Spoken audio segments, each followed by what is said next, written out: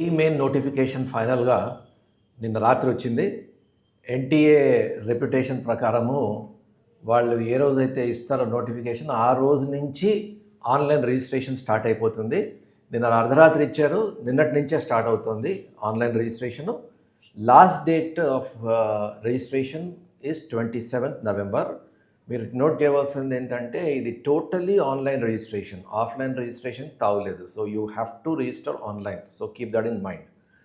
తర్వాత రెండో విషయం ఏంటంటే డీటెయిల్స్ అన్నది మీరు జాగ్రత్తగా ఫిల్ చేయాలి. ఎందుకంటే మనకి కరెక్షన్ విండో తర్వాత ఇచ్చినా కూడా ఆ కరెక్షన్ విండోలో మీరు అన్నీ మార్చలేరు. For example last time we had a strange case. మీరు ఒక ఫోటో అప్లోడ్ చేయవలసి వస్తుంది. వన్ ఆఫ్ అవర్ స్టూడెంట్స్ తన ఫోటో బదులు ఇంకో ఫోటో ఏదో అప్లోడ్ చేసేసాడు. So then we realised that photo change చేయడానికి there is absolutely no option at all. So అందుకోసం జాగ్రత్తగా, ఒకవేళ if you are not comfortable with your online entry procedures, మీరు ఎవరైనా హెల్ప్ తీసుకోండి. నానో స్టూడెంట్స్కి మాత్రము మేము మా కాలేజ్లోనే మా వాళ్ళ చేతే ఎంట్రీ చేపిస్తాము. ఎందుకంటే this is too important an exam to be taken casually. So students ఏవో పిచ్చి పిచ్చి మిస్టేక్స్ చేసి దాని తర్వాత మాకు మళ్ళీ నెక్స్ట్ 2.5 months టార్చర్ అవుతుంది. So we will do the online registration ourselves. So ఒకవేళ మీరు ఆన్లైన్ రిజిస్ట్రేషన్ మీకు you are not comfortable with the online procedure అంటే take the help of some people, because ఒకసారి ఎంటర్ చేసిన తర్వాత you cannot make many changes. So మీ పేరు కానీ, father name, mother's name, date of birth, ఇవన్నీ చాలా జాగ్రత్తగా ఎంటర్ చేయాలి. ఆ తర్వాత మీ రిజర్వేషన్ కూడా what ever it is, OBC, NCL, PWD, SC, ST, అవన్నీ ఆ డీటెయిల్స్ అన్నీ కరెక్ట్గా ఎంటర్ చేయాలి. తర్వాత మీ ప్రెజెంట్ అడ్రస్సు, పర్మనెంట్ అడ్రస్సు రెండు క్లియర్గా ఎంటర్ చేయాలి.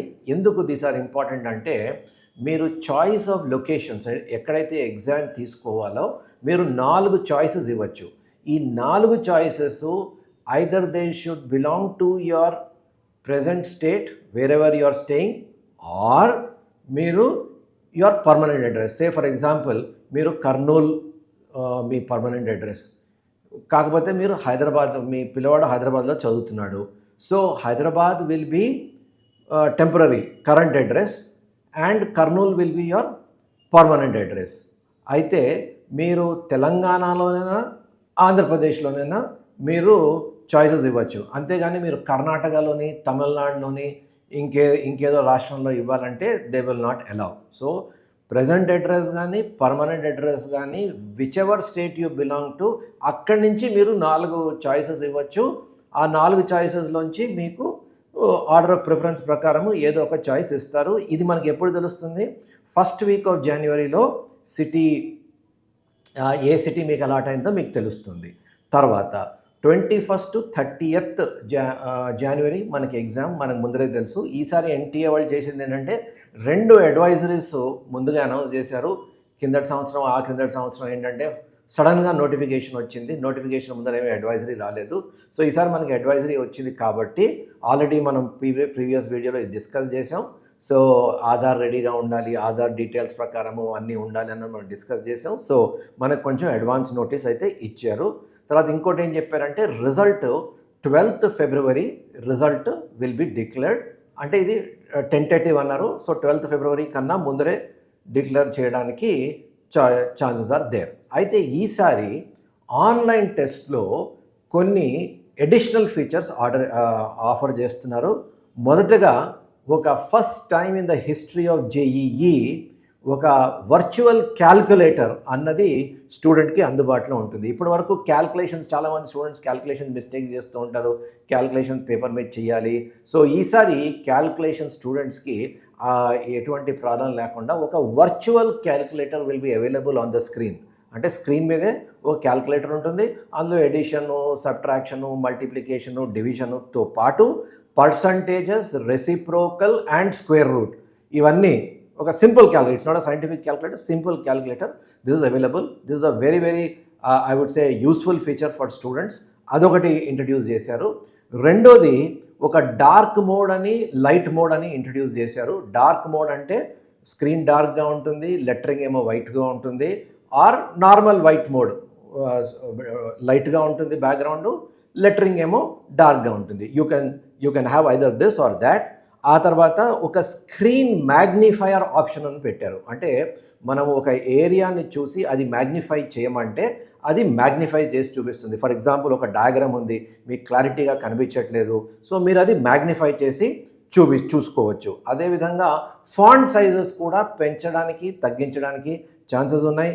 అదేవిధంగా కర్సర్ సైజు పెంచడానికి తగ్గించడానికి ఛాన్సెస్ ఉన్నాయి. సో కొన్ని అడిషనల్ ఫీచర్స్ అన్నది ఇచ్చారు. So this is a very welcome step. Most importantly calculator అన్నది it's a very welcome step. So ఈ ఫీచర్స్ అన్నవి స్టూడెంట్కి అవైలబిలిటీ ఇచ్చారు.